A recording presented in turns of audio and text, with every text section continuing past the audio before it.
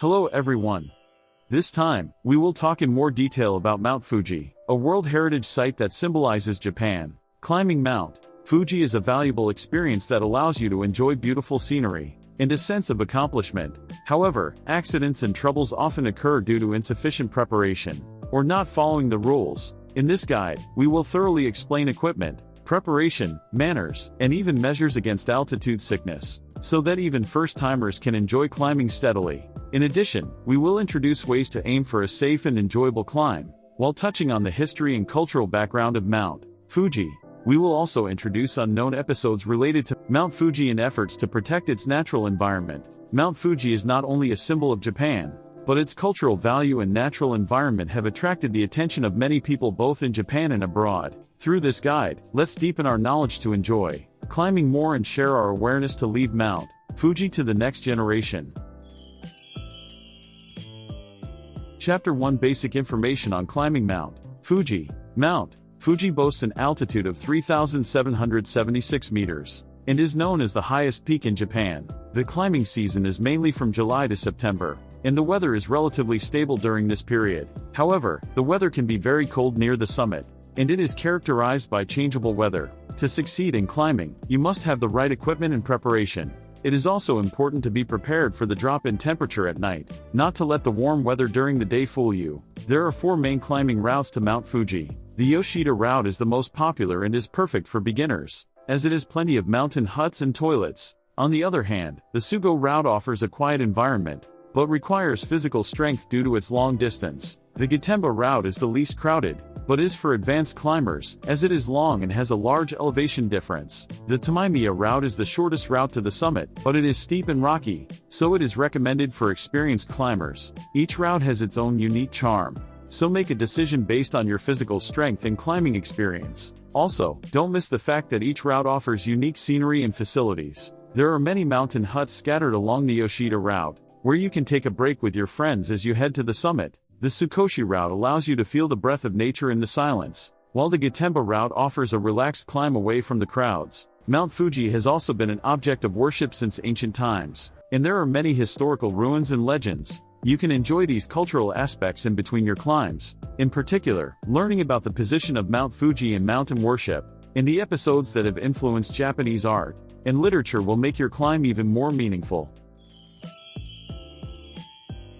Chapter 2 Necessary Equipment and Things to Bring. The right equipment is very important for a successful climb of Mount Fuji. First, choose hiking shoes with a non-slip sole, waterproof, and good ankle support. These are necessary to reduce fatigue during the climb and ensure safety underfoot. Also, choose socks that are highly absorbent and cushioned to improve comfort. The basis of clothing is layering, which is called layering. Wearing a quick-drying base layer, a warm middle layer, and a windproof and waterproof outer layer will allow you to flexibly respond to changing weather conditions. Also, don't forget to prepare rain gear and a headlamp. This is to prepare for sudden rain and nighttime travel. Drinking water and energy bars are also essential. You will use up more energy than you think during mountain climbing, so you need to replenish your energy frequently. As the altitude increases, the temperature will drop, so you should also prepare gloves, hats, and sunglasses. By preparing all of these, you will be able to climb safely and comfortably. It is also important to carry sports drinks and salt tablets to compensate for the lack of minerals caused by sweating. In addition, a mountain climbing backpack should have sufficient capacity. Pay attention to how you pack your luggage to distribute the weight evenly. Efficiently storing the necessary equipment will reduce the burden during travel. In addition, it is reassuring to have a rain cover on your backpack, so that you can handle sudden rain. In addition, equipment for emergencies is also essential. For example, it is reassuring to have a mobile battery in case your cell phone runs out of battery, a first aid kit, and a whistle. If you have all of these items, you will be able to respond calmly in an emergency. Chapter 3 Preparation and Planning Before Climbing.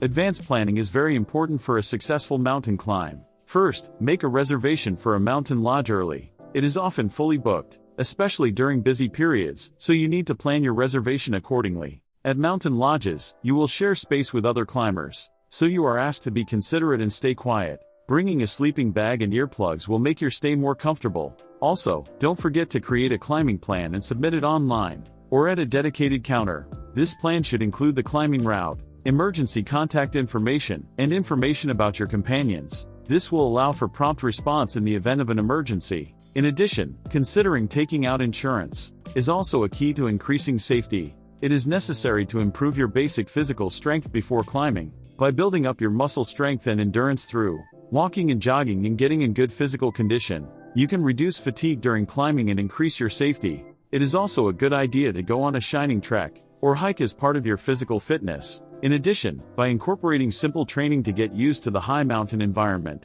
you can reduce the risk of altitude sickness. It is also important to check the weather forecast around Mount Fuji and adjust your plan based on the latest information. We recommend that you always have a backup plan in case of sudden changes in the weather. For added peace of mind, it is a good idea to include an emergency route for a safe descent in your backup action plan. Chapter 4: Manners and Precautions During Climbing. When climbing, you are expected to be considerate of other climbers in the natural environment. First of all, it is basic to take your trash home with you. In order to protect the beautiful nature of Mount Fuji, put any trash you produce during the climb in a special bag and take it back when you descend. In addition, you should make an effort to minimize the environmental impact by following the rules for using the toilets. When passing other climbers, follow the rule that climbers have priority and give way to each other. Also, be careful not to block the path when taking photos or taking a break. Following these basic manners will make your climbing experience more comfortable. At mountain huts, you will share space with other guests, so try to stay quiet. If you feel any abnormality in your physical condition, it is important not to push yourself and to take a break immediately. In particular, pay attention to sudden changes in the weather and make the decision to evacuate or descend quickly. Furthermore, take the time to enjoy the surrounding scenery while climbing. Fuji is not only attractive for its natural environment, but also for the view that stretches into the distance. During breaks, observe the surrounding scenery and experience the joy of climbing. You can also experience coming into contact with the ecosystem of Mount Fuji through observing the flora and fauna. Chapter 5: Measures Against Altitude Sickness and Precautions for Descending.